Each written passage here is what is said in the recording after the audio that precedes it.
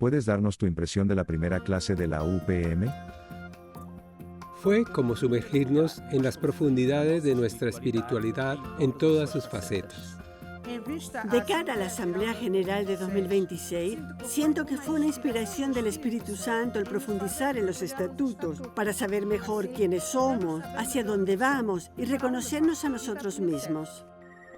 Para mí ha sido muy lindo poder iniciar este camino junto con toda la obra hacia la Asamblea y también descubrir la profundidad del estudiar juntos los estatutos. Me ha gustado mucho porque me parece una manera hermosa de aprender y conocer mejor los estatutos y también de prepararse para la Asamblea General. Me ha parecido fresca, dinámica, original en la forma y con aportes que ayudan a tener una mirada diferente y claves de lectura. Pensé también en nuestros amigos de convicciones no religiosas que forman parte del movimiento de los focolares. También ellos pueden verse reflejados en estos estatutos porque pueden encontrar esa parte del Evangelio que compartimos. Lo que me gustó de la UPM que vivimos la semana pasada es que realmente nos implica como una introducción para ir más lejos y más en profundidad. Creo que este fue un primer paso. Me encantó que hubiera tanta gente de diferentes edades. Así puedes conocer varias perspectivas al mismo tiempo. Me ha gustado mucho porque presentaba 3 puntos de vista diferentes. He comprendido que los estatutos nos ayudan a vivir mejor y más profundamente el Evangelio. Ha sido muy bonito. También nos ha gustado el método que han utilizado. Interactivo, con preguntas, con respuestas y el contenido profundo, que al mismo tiempo fácil de entender y abierto a todos. Las ponencias que hicieron los expositores suscitaron en nosotros el deseo de seguir las clases y nos enamoraron de los estatutos, haciéndonos ver no tanto la parte jurídica, sino su belleza. Fue interesante porque vimos la lección juntos y la impresión final era que nos venían las ganas de leer los estatutos. Así que me parece que el objetivo de la primera lección se ha logrado muy bien. Este curso de la UPM ha sido muy importante para mí porque no tengo mucho contacto con los estatutos. Pero seguir la clase me hizo sentir el deseo de aprender más sobre los estatutos, de leer de verdad esta realidad que tenemos en la obra, porque eso es lo que ordena nuestra vida.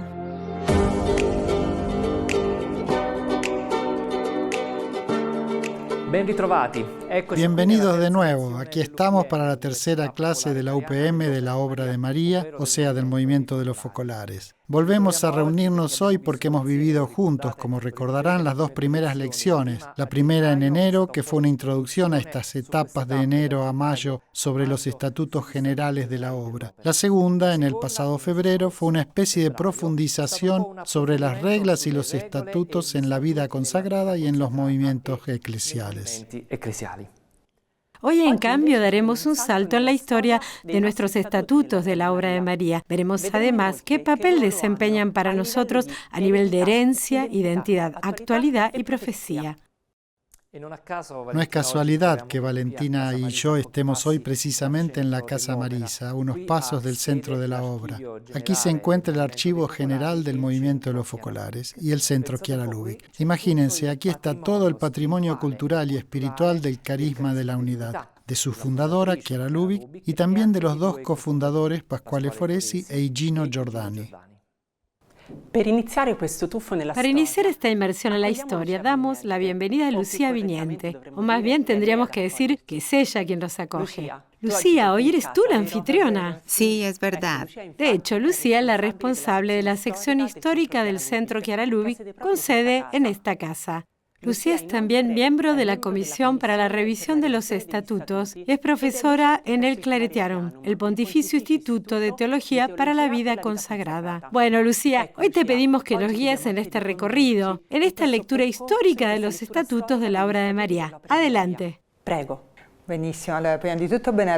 Bien, ante todo, bienvenidos y saludos a quienes nos escuchan. Dentro del curso de la UPM de este año, que tiene como subtítulo Los Estatutos, Ruta y Espejo, quisiéramos ahora trazar brevemente el recorrido que en la historia del movimiento de los focolares, obra de María, y tras la redacción de 7 versiones de reglas y estatutos,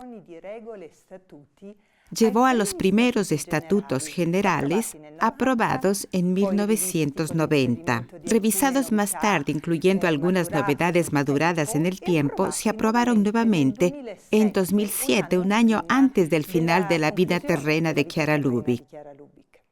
Un camino histórico, por tanto, que al mismo tiempo se revela como un espejo de un crecimiento donde se iba desentrañando el proyecto de Dios sobre esta nueva realidad eclesial, gracias al continuo descifrarse, en comunión con la Iglesia, de la partitura escrita en el cielo.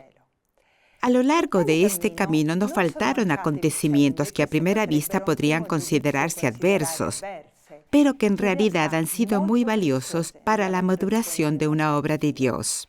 Un recorrido, por tanto, que puede ayudarnos a profundizarla con un nuevo conocimiento, ese reconocerse que el título de la UPM nos indica. Me parecen más actuales que nunca las palabras de Chiara de 1962, cuando subrayaba que cuando presentamos la obra de María, tenemos que limitarnos necesariamente a algunas líneas para trazar el conocimiento externo del movimiento, por ejemplo, su difusión. Pero decía, hay toda una historia íntima, interior, conocida por unos pocos. Esta historia se compone de etapas y estas etapas se podrían encontrar en las diferentes reglas que fuimos presentando a la Iglesia. Una historia documentada de cuya gran valía somos cada vez más conscientes, al igual que le sucedía a Chiara. Es suficiente citar aquí una de las frases de su diario de 1970, cuando trabajando en el archivo advertía: existen como tesoro de la obra documentos sumamente importantes que año tras año fueron saliendo y atestiguan la gradual y cada vez más decidida aprobación de la Iglesia. Es una riqueza inestimable de la obra para todos los próximos siglos. Leyendo ciertos expedientes te parece un magnífico romance. Es la historia de una obra de Dios. De este magnífico romance, de esta divina aventura, podemos hoy retomar tan solo algunos fragmentos, refiriéndonos a las etapas que las reglas reflejan.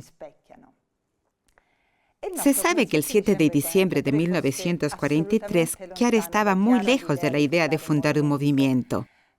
El tiempo mismo de sus orígenes, caracterizado por una lectura asidua del Evangelio, atípica en aquella época, no está condicionado por un plan preestablecido. Algo nuevo comienza a brotar espontánea e inesperadamente, como sucede en las cosas de Dios. Pero también es verdad lo que Chiara afirmó ya en 1955. Jesús empezó, sin embargo, a componer nuestra regla en 1943. Esto se percibe porque van emergiendo algunas frases y pasajes del Evangelio que luego se convertirán en puntos clave de la espiritualidad de la unidad, que impregnan y regulan la vida de aquel grupo de jóvenes que se habían conocido en el ámbito de la Tercera Orden franciscana, pero que poco a poco comienzan a mostrar un nuevo estilo que las distingue de la Tercera Orden. En esta novedad, el arzobispo de Trento, Monseñor Carlo de Ferrari, reconoce el dedo de Dios y decide cuidar este brote que crece dinámicamente, pero que está indefenso y expuesto ya a las intemperies. Lo hace con la petición exigente y sabia al mismo tiempo de que escriban las líneas que guían la vida del grupo. Así nació el Estatuto de los Focolares de la Caridad, Apóstoles de la Unidad. Lo Statuto dei Focolari della Carità, gli Apostoli dell'Unità. que el arzobispo aprobó el 1 de mayo de 1947 ad experimentum por un año. Apenas 3 meses antes, con la publicación de la Constitución Apostólica Provida Mater Iglesia, Pío XII había reconocido la posibilidad, anhelada desde hacía tiempo, de vivir una vida consagrada en medio del mundo. Habían nacido los institutos seculares. De ahí la aprobación de la Asociación de los Apóstoles de la Unidad como instituto secular. Hoy no podemos entrar en los detalles de este pequeño estatuto, que, como vieron, tiene solamente 27 artículos, y Chiara, que entonces tenía 27 años, lo había redactado también con la ayuda de otros. Tan solo podemos decir que aunque la forma jurídica, que era la única posible en aquel momento, sea distinta de la que fue madurando con el tiempo, en aquel pequeño estatuto podemos vislumbrar esa semilla de la que crecería el árbol. El objetivo de esta nueva realidad eclesial ya queda claro: promover en medio del mundo la caridad evangélica en su expresión más perfecta de unidad. A esta finalidad se orienta la vida de los focolares que el pequeño estatuto describe. De por sí, el modo no es conforme con las características de los institutos seculares, en los que se pone de relieve la consagración del individuo a Dios, que está a menudo escondida para dar lugar a la secularidad, es decir, el compromiso de ser levadura evangélica en el mundo. En el pequeño estatuto de 1947 aparece enseguida la dimensión comunitaria que caracteriza cada aspecto: el trabajo, el apostolado, la oración. Se lee en el artículo 21, todo, incluida la práctica de los votos, está expresamente ordenado en este objetivo, la unidad. Sorprende además la perspectiva universal que emana del documento, inexplicable en este momento histórico, pues solo estaban en Trento. Está escrito: la asociación pretende extender universalmente su actividad, con el previo consentimiento de los ordinarios, los obispos del lugar. En mayo de 1948, el breve estatuto se confirmó, esta vez a trienio, o sea, por 3 años, habiéndose constatado el excelente espíritu y fervor de los asociados, como escribe el arzobispo. Mientras tanto, iban sucediendo varios acontecimientos, entre los cuales no faltaron las acusaciones contra los focolares que en Trento ya habían alcanzado una visibilidad significativa, suscitando aprecio en algunos y en otros preocupación, reservas, celos. De hecho, era algo nuevo.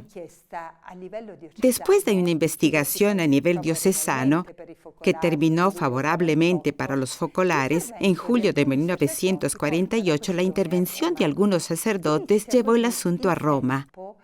Así comenzó el tiempo de estudio por parte del dicasterio, que entonces tenía el nombre de la Suprema Congregación del Santo Oficio, hoy Dicasterio para la Doctrina de la Fe. Esta situación, unida a la difusión del movimiento a otras diócesis y también al traslado de Chiara a Roma en diciembre de 1948, hacía necesaria una aprobación ya no solo diocesana.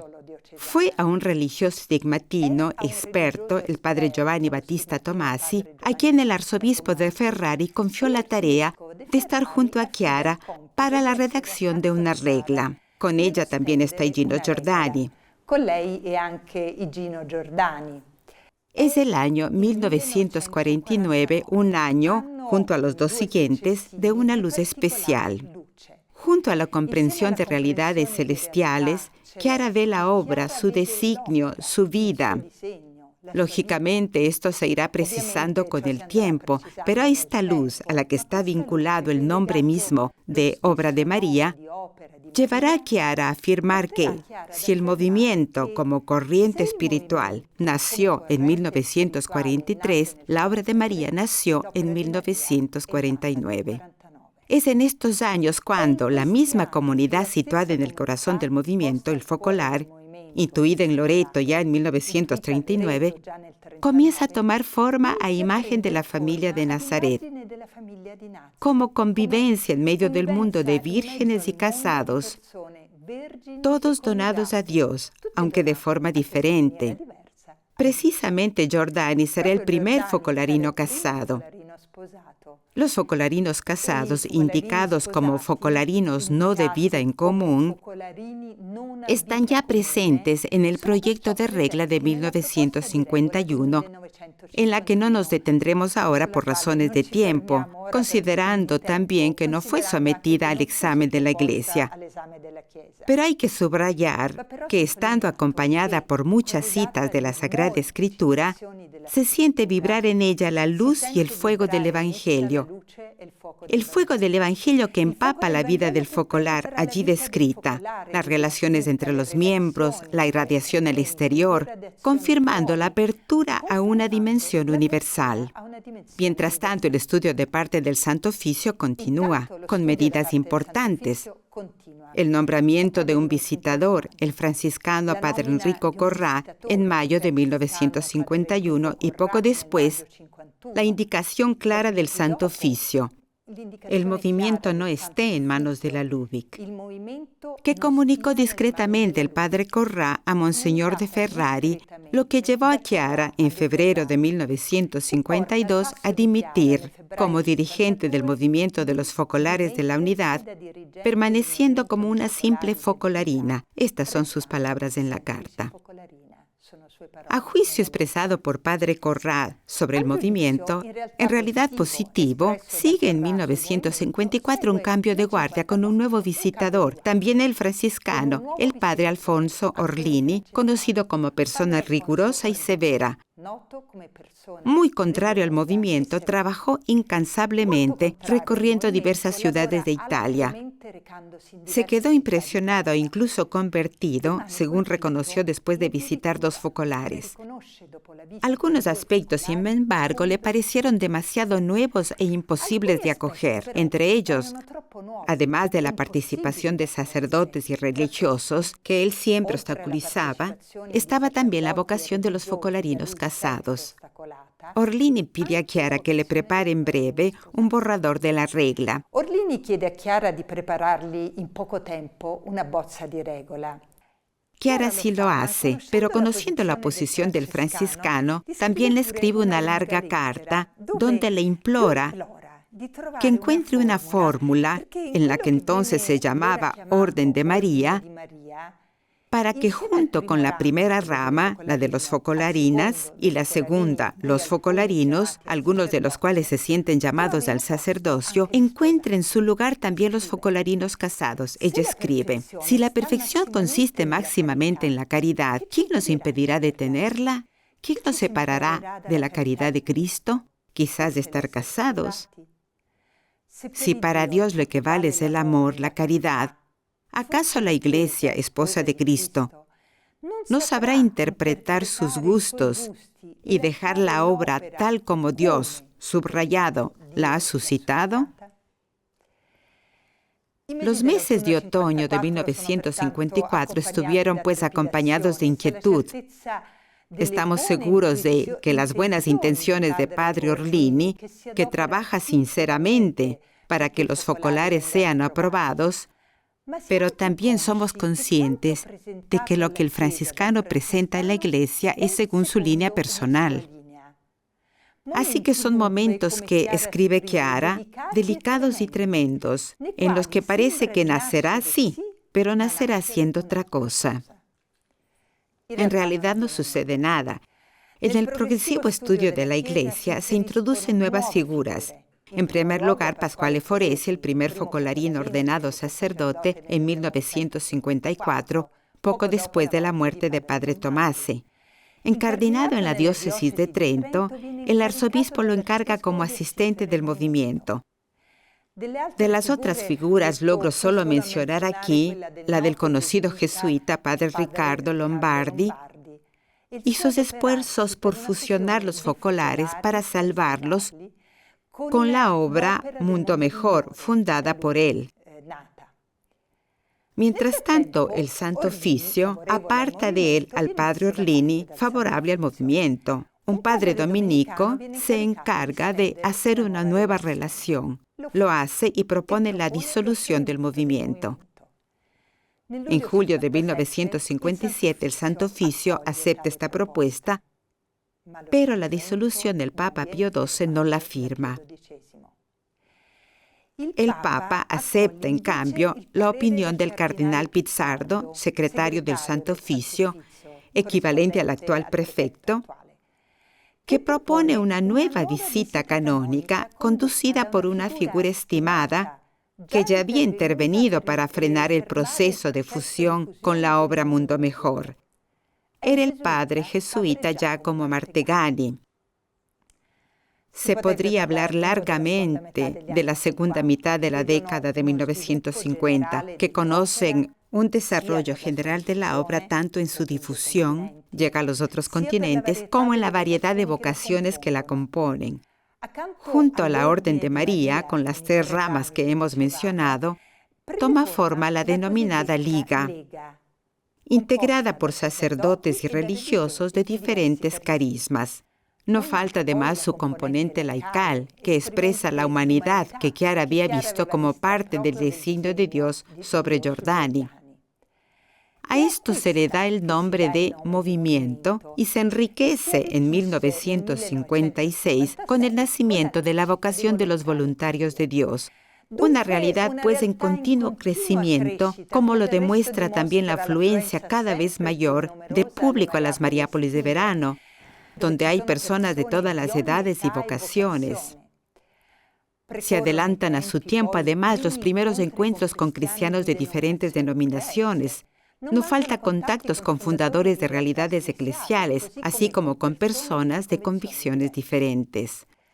Un conjunto, por tanto, vivo y vivaz, en continua evolución. Esto nos hace entender que en aquellos años el trabajo para una reglamentación nunca faltó.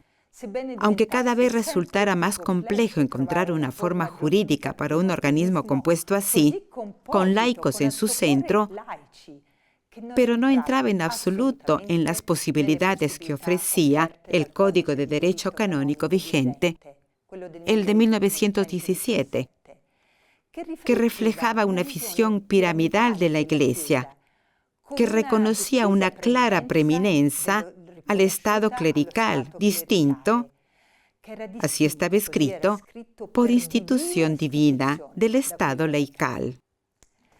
En abril de 1958, Martegani presenta su informe, en el que, aún destacando aspectos que requerían una maduración, afirma que esto no justificaba medidas de supresión de la institución. Afirma, se ofendería, en mi opinión, a la justicia.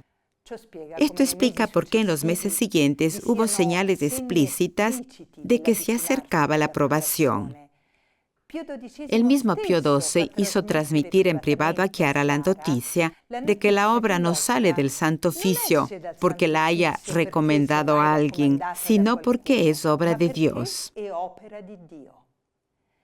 El 4 de octubre de 1958, 5 días antes de morir, le envía de palabra una bendición. Chiara escribe en quelle ore prima della morte. Chiara escribía en esas horas previas a su muerte. Nosotros sentíamos que llovía en el alma algo inusual. Parecía que todo el mundo adquiriese valor. Aquella sonrisa de la Iglesia tan explícita tenía el sabor de un beso de una madre a su criatura. El Papa muere y su muerte vuelve a abrir las dudas sobre el mañana. Justo en ese periodo, Chiara distribuyó a los suyos los apuntes para la regla de la obra de María, que ella había escrito y que el Papa había leído y apreciado. Ya no Orden de María, sino, por primera vez, Obra de María, titulada espontáneamente a ella, como está escrito. La obra de María quisiera estar en la Iglesia en la posición que María estaba en la Iglesia primitiva. Tenía su propia individualidad, como María, que era una persona, pero así como María vivió para Jesús, el objetivo de la obra es la Iglesia y la humanidad.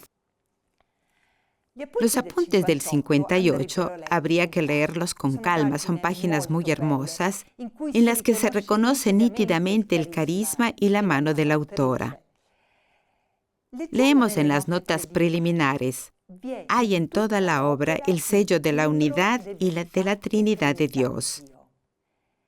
Es una afirmación que resuena como clave hermenéutica para penetrar en la realidad estructural de la obra, compuesta por la Orden de María, ya sabemos, focolarinas, focolarinos, focolarinos casados, de la Liga, también con 3 ramas, sacerdotes, religiosos y religiosas, asociaciones católicas, y por el movimiento que agrupaba a laicos, hombres, mujeres y niños, no consagrados.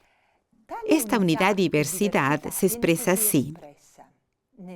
En la obra hay 3 grupos de personas, 3 tareas distintas en la única llamada. Me gustaría llamar su atención un momento sobre esta frase. Me parece que expresa, ya antes del concilio, de manera sintética y adelantada a su tiempo, lo que caracterizará la realidad de los movimientos eclesiales y de las nuevas comunidades, florecientes en la época postconciliar, donde la variedad de vocaciones de los miembros es una riqueza y un don que pone de manifiesto la dimensión que los une a todos, podríamos decir que los identifica. Dicha dimensión es la participación en un carisma que debe vivirse y realizarse en una auténtica comunión, según una determinada espiritualidad y unos objetivos particulares que todos sus miembros procuran alcanzar responsablemente. Mientras tanto, el nuevo Papa, Juan XXIII, no queriendo involucrar la responsabilidad del Santo Oficio y juzgando que el movimiento se encontraba mayormente solo en Italia, indicó que el asunto debe ser confiado a la Conferencia Episcopal Italiana. Se nombra una comisión de algunos obispos para realizar un nuevo estudio sobre los focolares. En noviembre de 1960, con el informe negativo de la comisión, casi se llega a la disolución del movimiento. 2 meses después, en enero del 61, fue presentado al Santo Oficio un largo informe de defensa preparado por Don Foresi. Mientras tanto, se había preparado también un compendio de algunas normas fundamentales para la futura organización de la obra, que fue estudiado y corregido por una comisión del Santo Oficio. Finalmente, el 7 de marzo de 1962, el Santo Oficio decreta que los estatutos, solo de la parte masculina, podían ser aplicados ad experimentum. Se transmiten a la Sagrada Congregación del Concilio competente para las pías asociaciones. Retorna el término asociaciones que vimos al principio. En los estatutos aprobados, en efecto, la obra de María aparece como una pía asociación masculina, regida según los cánones 684 y siguientes del Código de Derecho Canónico, a la espera de poder constituir un instituto secular. Hay que señalar que cuando en noviembre de 1963 serán aprobados los estatutos de la parte femenina, ya no estará presente esta indicación de ser algo provisional. Otro detalle significativo.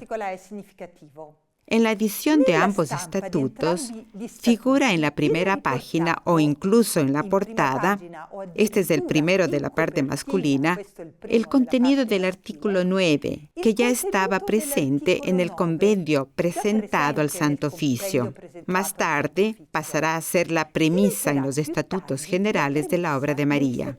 Estábamos vivos, hijos de la Iglesia, exclama Chiara, recordando esos momentos. Aunque sigue diciendo, el estatuto que ya nos daba para vivir no coincidía con todo lo que Dios había construido. La obra resultaba formada por 2 grandes troncos separados, uno relativo a los hombres y otro a las mujeres. Un imposible nuevo rostro de Jesús abandonado, el dividido al que abrazar.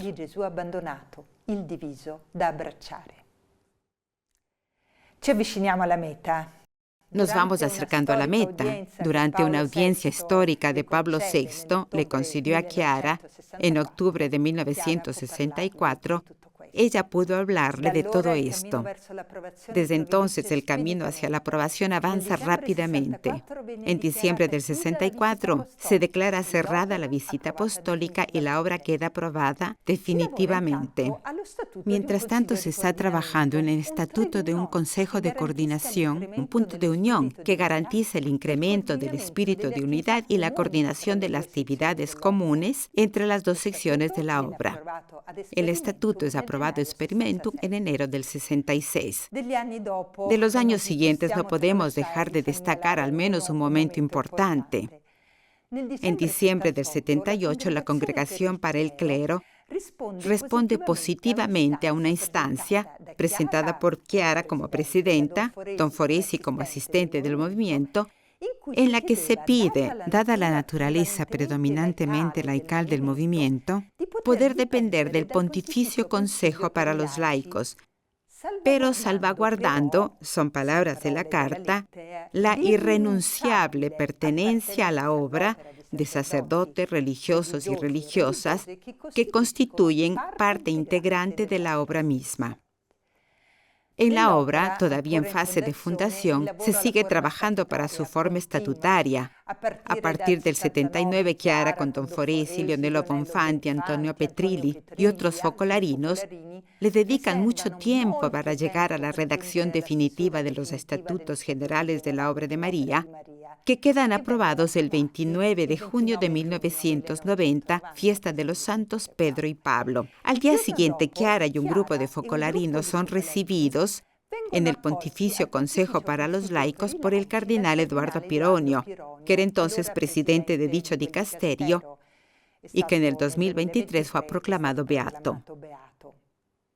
Es aquel un momento muy esperado y solemne, en el que escuchan de pie la lectura del decreto con el que la Santa Sede aprueba los estatutos de la Asociación de Fieles Privada Universal, Obra de María, reconocida a todos los efectos Asociación de Derecho Pontificio.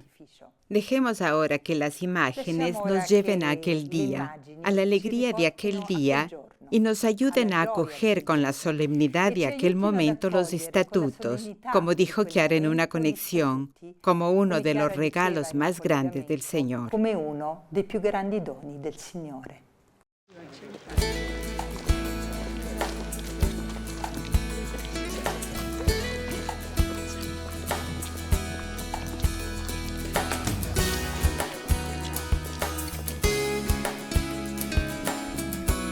Inglesa. Buongiorno, che grande giorno per noi. E per noi anche. Speriamo. Grazie. Il movimento dei focolari.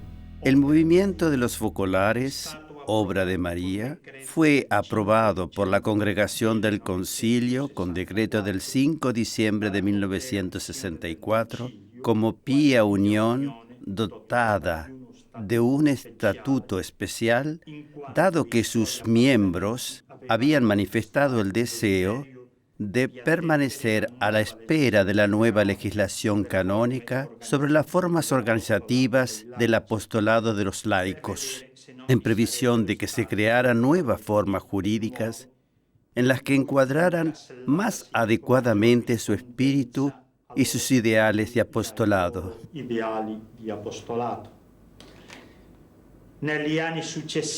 En los años sucesivos, el movimiento se ha desarrollado manteniéndose fiel a su carisma y se ha extendido creciendo en madurez. Así ha dado a la Iglesia abundantes frutos espirituales y al mundo un testimonio creíble de unidad. La presidenta de la Obra de María ha solicitado ahora a este dicasterio para obtener la aprobación del estatuto actualizado de la obra como asociación de fieles privada universal, considerando esta forma institucional la más adecuada a su naturaleza y a su historia.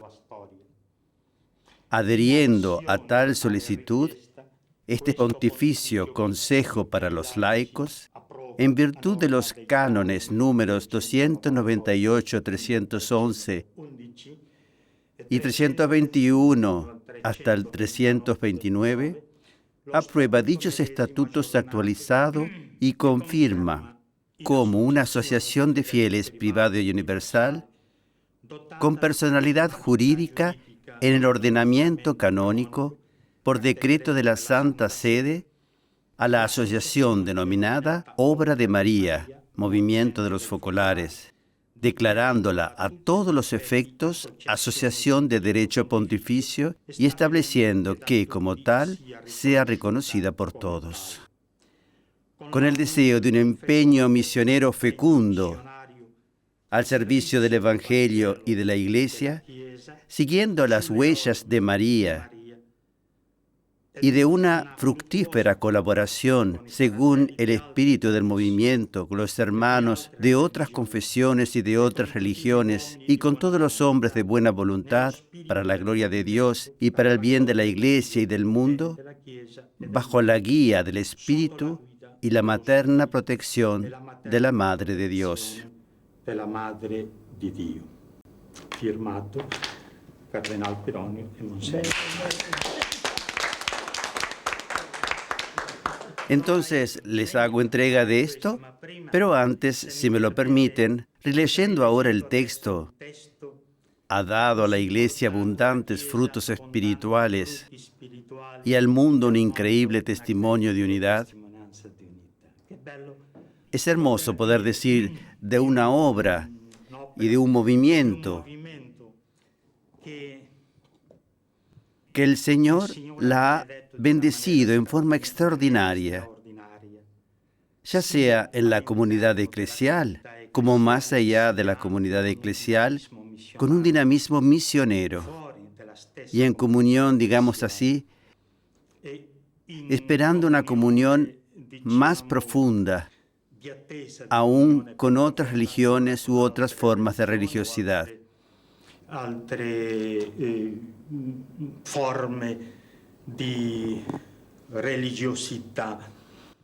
Es este espíritu misionero que lleva a los focolarinos y focolarinas a todas partes. A donde uno llega encuentra enseguida a los focolarinos. Este espíritu misionero hay que subrayarlo fuertemente. Este espíritu de unidad que tiene su raíz en el abandono de Cristo en la cruz.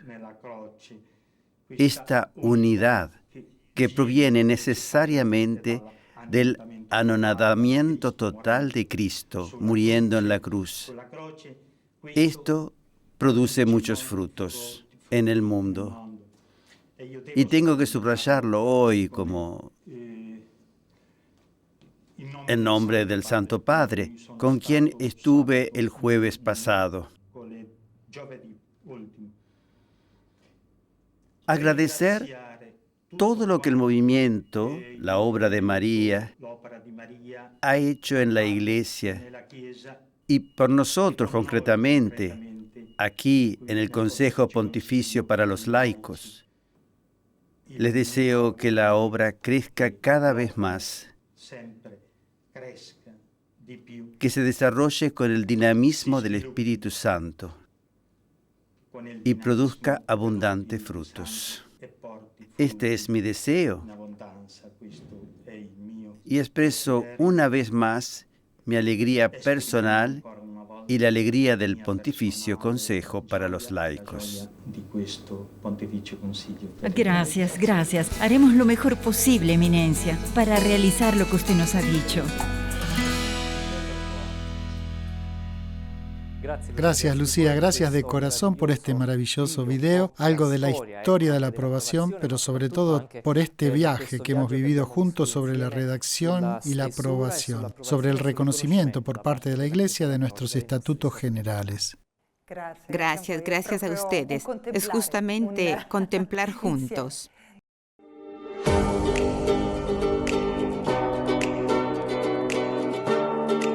También nos acompaña hoy Adriana Cosedu. Adriana es profesora de Derecho Penal, responsable de la Comisión para la Revisión de los Estatutos y también fue responsable de la Red Internacional Comunión y Derecho. Con Adriana entraremos hoy de lleno en el rol que desempeñan los estatutos de la obra de María. Comenzaré enseguida con una pregunta. Adriana, ¿qué rol desempeñan para nosotros estos estatutos?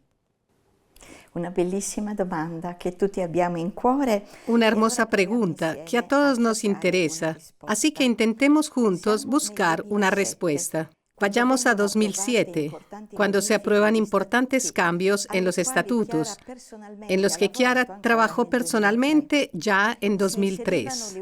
Se insertaron en la obra las últimas fundaciones, la Universidad Sofía, las inundaciones, algunos cambios también en el gobierno general. Sin embargo, me gustaría empezar este rato juntos con una breve comunión. Hace poco tuve la oportunidad de escuchar en la radio, por casualidad, mientras conducía, las palabras de un sacerdote que decía algo así. Gesù non ci rende persone speciali. Jesús no nos hace personas especiales, sino que hace especial nuestro modo de estar en el mundo. Me impactó y pensé, quizá podríamos decir lo mismo, en cierto modo, de los estatutos que Chiara nos dejó. No nos hacen personas especiales por pertenecer a la obra, pero hacen especial nuestro modo de habitar el mundo. Intentemos, pues, conocerlos juntos, al menos un poco, como si recorriéramos un camino guiados por una brújula que nos orienta. La brújula nos ofrece 4 direcciones, indicadas por los puntos cardinales, que nos guían en la dirección a tomar. Para nosotros, se convierten en palabras clave que podríamos definir así: herencia, identidad, actualidad, profecía. La primera, herencia. Todos sabemos que la herencia representa lo que una persona deja, normalmente sus posesiones, pero también un legado de ideas, valores o simplemente su ejemplo de vida. Es el caso de los santos y de los fundadores de órdenes religiosas o de movimientos en la Iglesia, aunque también lo constatamos en personalidades como Gandhi. Cuando una madre está por dejar a sus hijos, ¿qué deseo tendrá en su corazón? Ante todo, que los hijos vivan unidos. Todos recordamos las palabras de Chiara, sean una familia. Pero también sabemos que hay un sitio donde Chiara nos explica cómo serlo. Es la premisa de los estatutos de la obra, una página nacida de la vida para la vida. Ahí Chiara puso su firma y precede a cualquier otra norma. La premisa empieza con la mutua y continua caridad, que atrae la presencia de Jesús en la colectividad. Por tanto, no solo entre algunos, sino en cualquier latitud, hasta los últimos confines de la tierra. Así, los estatutos se vuelven una brújula y custodian norma tras norma lo que Chiara repetidamente definió como su herencia, Jesús en medio. De él dijo, si ha habido un carisma que Dios ha puesto aquí dentro, ha sido precisamente el 2 o más están unidos en mi nombre. O sea, la idea de Jesús en medio, que además es una idea de Jesús, tomada del Evangelio, una presencia suya. Pero tampoco faltan otras ocasiones en las que Chiara se expresa con otras palabras. Deja a quien te sigue solo el Evangelio. ¿Acaso la estructura jurídica de los estatutos ha disminuido la fuerza evangélica del carisma? Volvamos a las palabras con las que Chiara respondía a la pregunta sobre la importancia de lo jurídico. Para mí, explicaba ella, lo jurídico no es más que el cáliz en el que trabajé todo el ideal que Dios me fue dando en estos años. Por eso, Si la breve historia del movimiento, la chispa inicial, seguirá siendo para nosotros la valiosa llave para entrar en el Evangelio, la obra misma que surgió después y que encuentra su sello en las normas de los estatutos, está llamada a ser como otra María, toda Evangelio, nada más que Evangelio, y porque es Evangelio no morirá. Esto lo encontramos hoy en su plenitud, como modelo, en el artículo 7 de los estatutos. Tratemos de abrir, pues, el librito de los estatutos, edición de bolsillo, y leamos en la primera parte ese capítulo 3 que se refiere al espíritu de la obra. Lo precede su fin general, que es la caridad, referido en el artículo 5. ¿Cómo realizarlo? Chiara dio en su diario de 1967 una hermosa explicación. Perfetti nella carità, verso tutti. Perfectos en la caridad, hacia todos. Significa ver la belleza que hay en todo y en todas las vocaciones de la obra y de la Iglesia. Captar lo positivo de todos los pueblos. Concurrir decididamente con esta actitud a la fraternidad universal y a la paz. Un objetivo que hay que alcanzar según la espiritualidad evangélica. Y los puntos de la espiritualidad que siguen en el artículo 8 están salpicados de palabras tomadas del Evangelio. Aquí el tiempo no nos permite leerlas. Tan solo cito como ejemplo el punto 3 del artículo 8 sobre la voluntad de Dios, que coincide con nuestro compromiso de vivir el Evangelio y adquirir así, alimentándonos diariamente de la palabra de Dios, su modo de pensar, de querer, de amar. Pero ¿acaso no son estas las palabras que leemos en el paraíso del 49, en aquellos precedentes, que por la intensidad de la vida de la palabra prepararon a la experiencia mística que se vivió después? Se concluye esta primera parte de los estatutos con Jesús abandonado, que hace que el ideal no nos encierre en una dimensión intimista, sino que abre nuestra espiritualidad comunitaria a una dimensión universal, para abrazar en la humanidad a todos aquellos por los que Jesús dio su vida.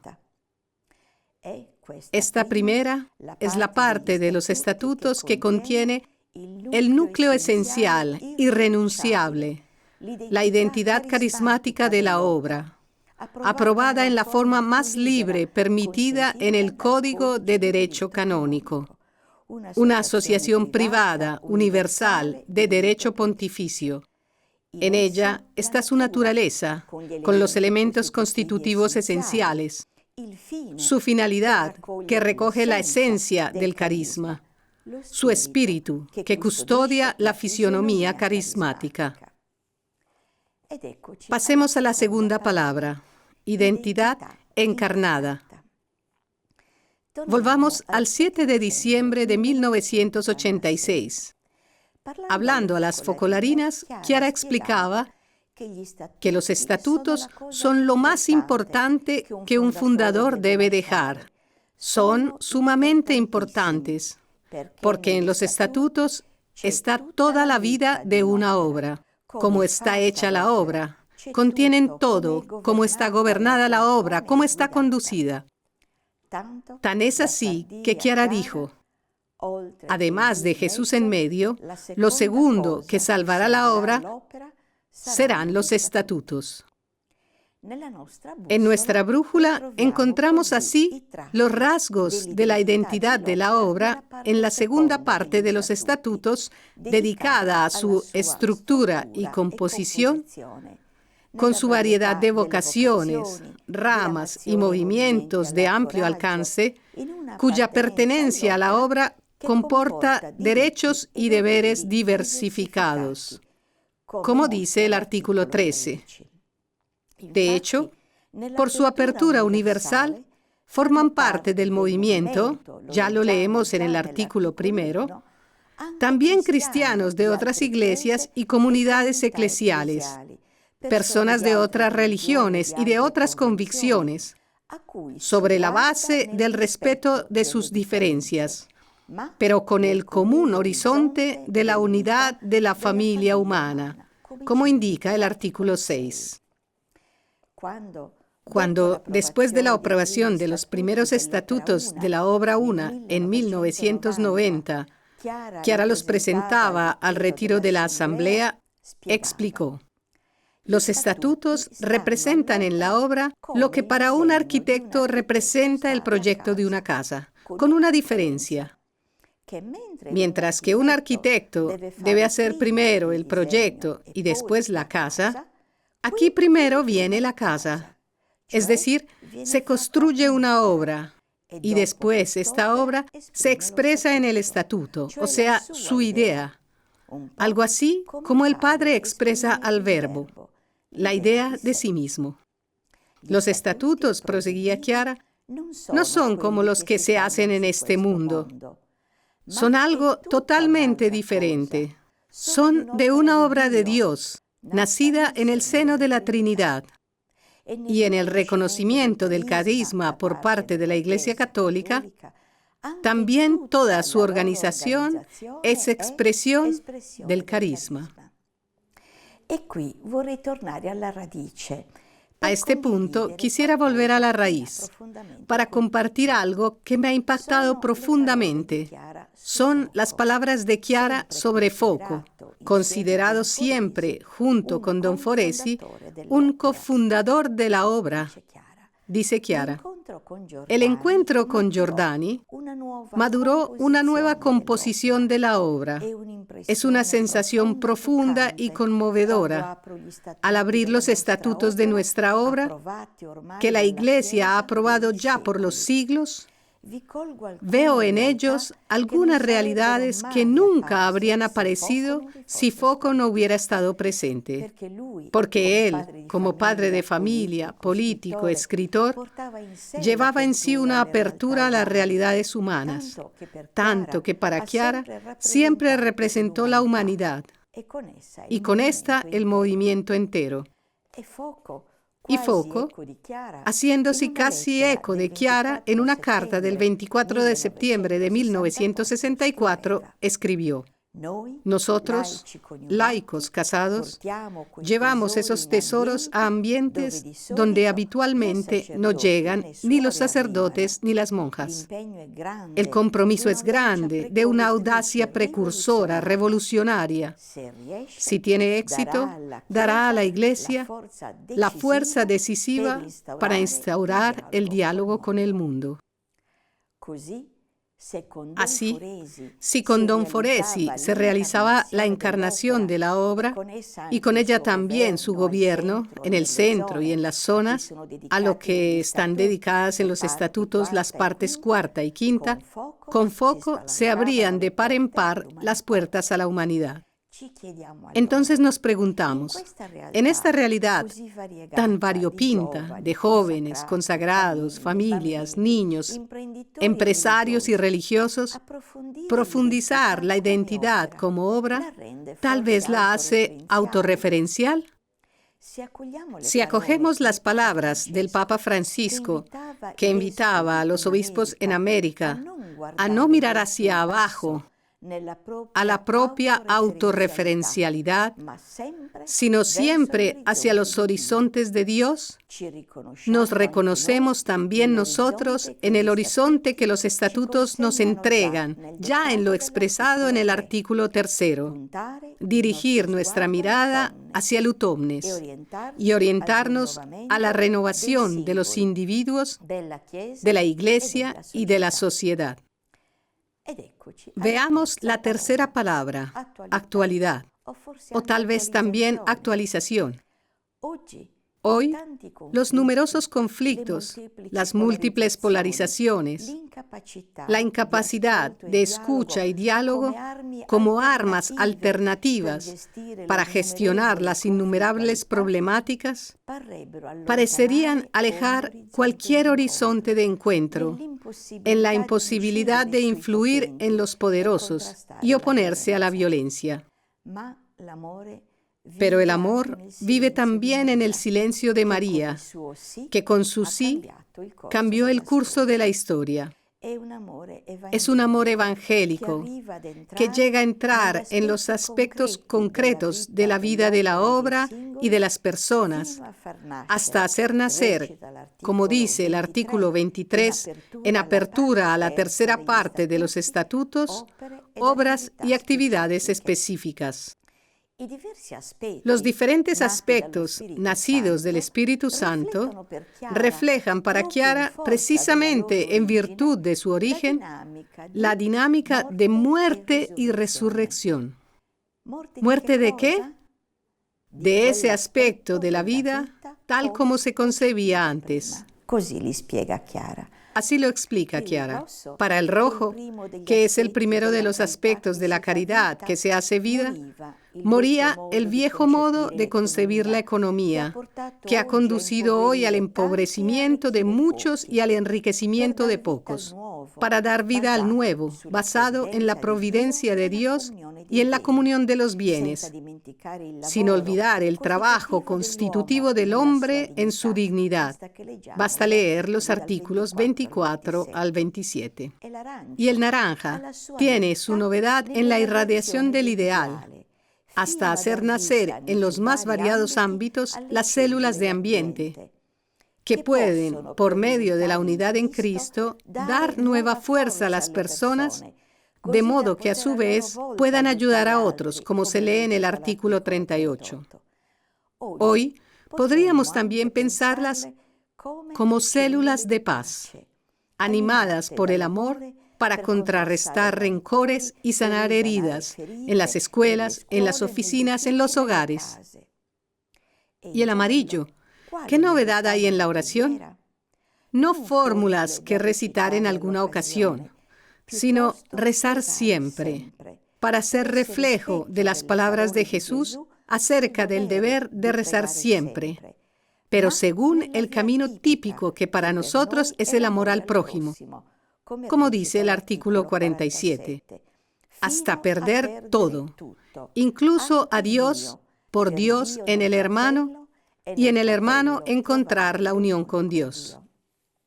Y el verde, en el centro Jesús en medio, en él la salud espiritual, pero es un aspecto que cambia decididamente nuestro modo de ver también la salud y la enfermedad. Si el grano de trigo no muere, y a contracorriente con la cultura que hoy propone la eutanasia, mirar a los enfermos como hostias vivas. Así lo expresa el artículo 57. Una mirada nueva que se extiende también al cuidado de la creación, que hay que proteger a través de nuestro compromiso en la ecología, porque hemos recibido todo como un don, y cada vida pide amor.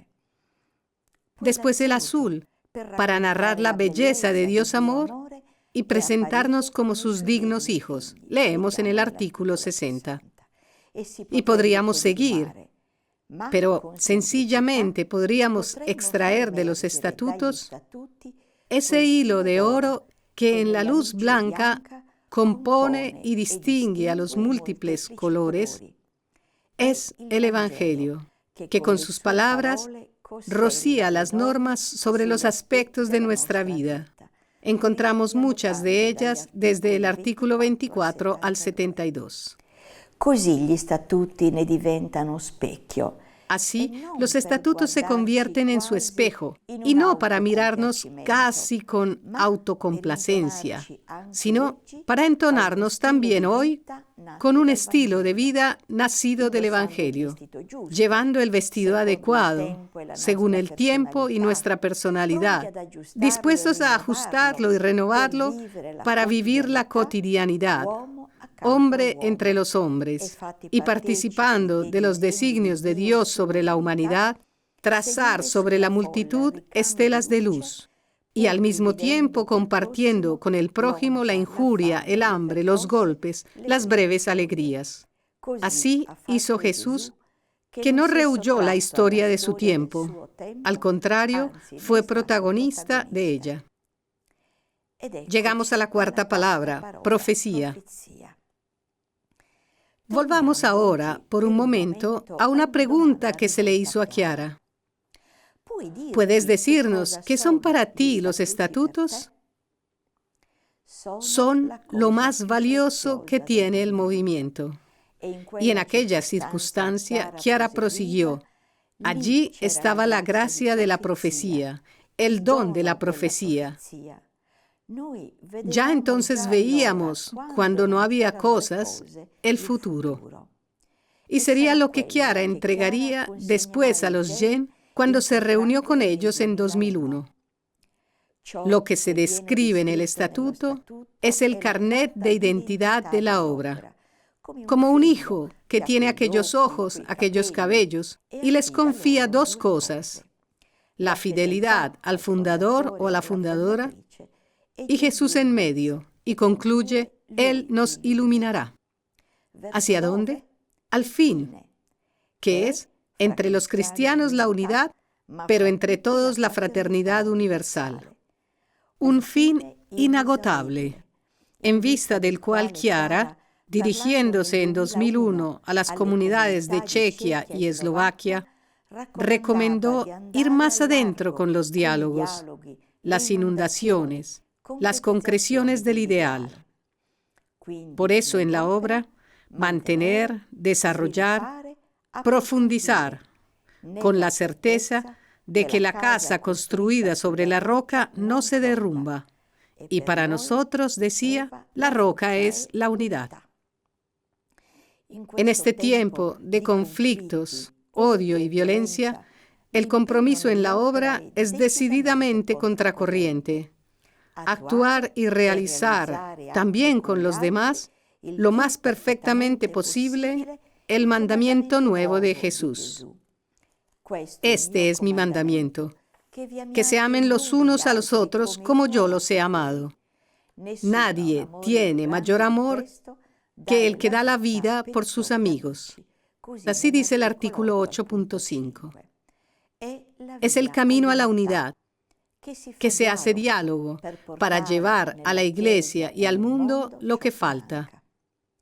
La unidad abre nuevos horizontes, también en la Iglesia de hoy, en su camino sinodal, para ofrecer el don de nuestra experiencia y generar, si se puede decir así, una Iglesia mariana, en la que, como María, plenamente laica, podemos generar a Jesús para el mundo. Lo vemos en el artículo 2. Y si el mundo es un libro que leer, la historia es un libro que escribir.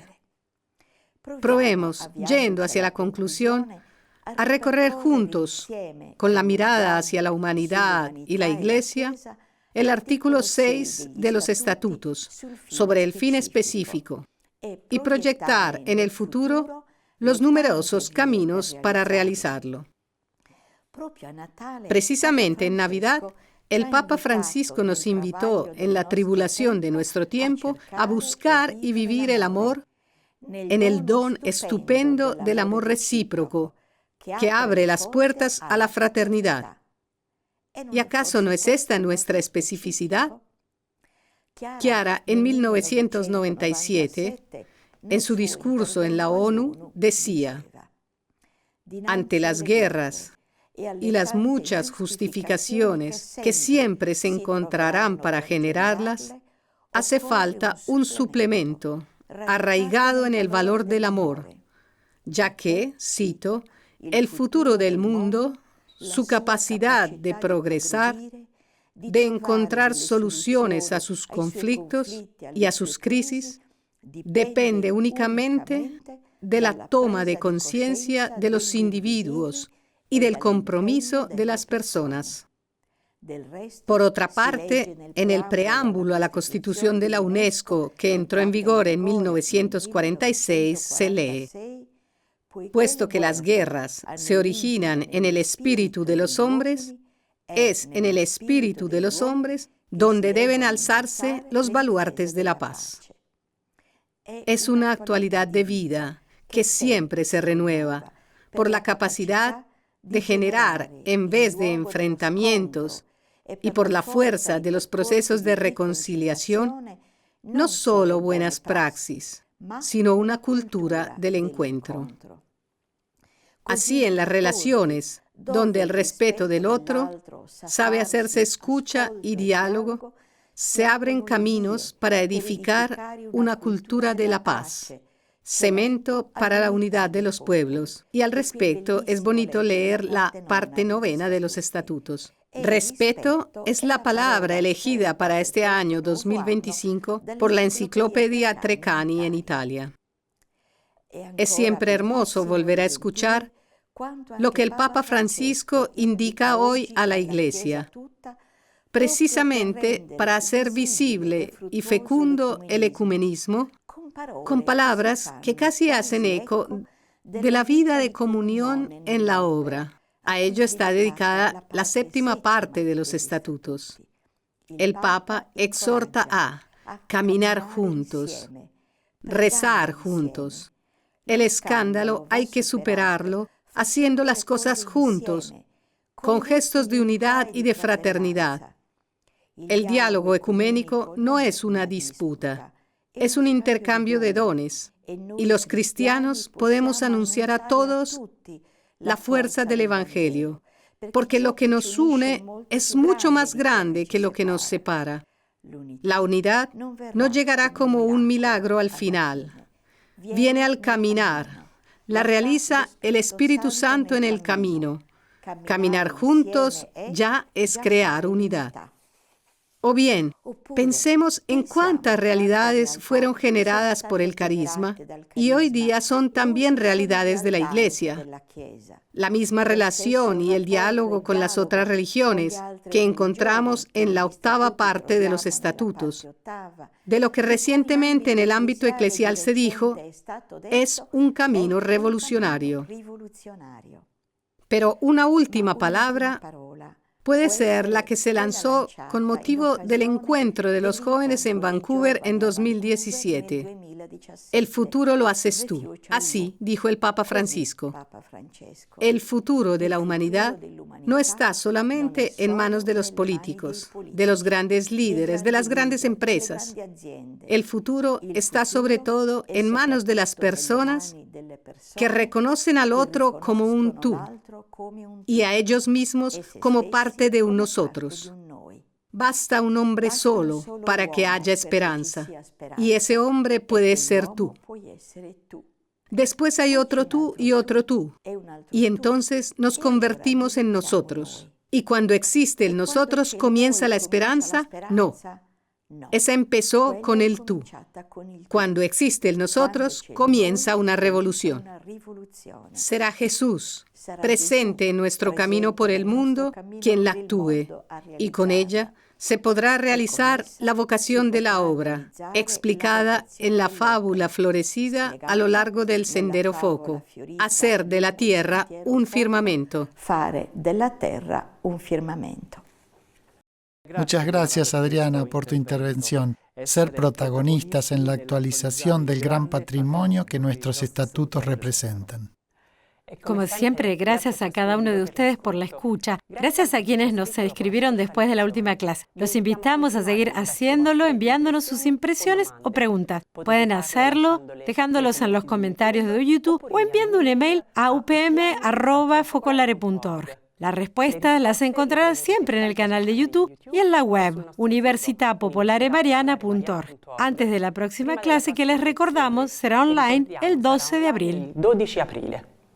Gracias especialmente a todos los que nos están apoyando con algunas donaciones para poder cubrir los gastos de estas clases. Les recuerdo que si alguno quisiera hacerlo, basta clicar en el botón donar de la web universitapopolaremariana.org. Entonces, hasta el mes que viene. Adiós.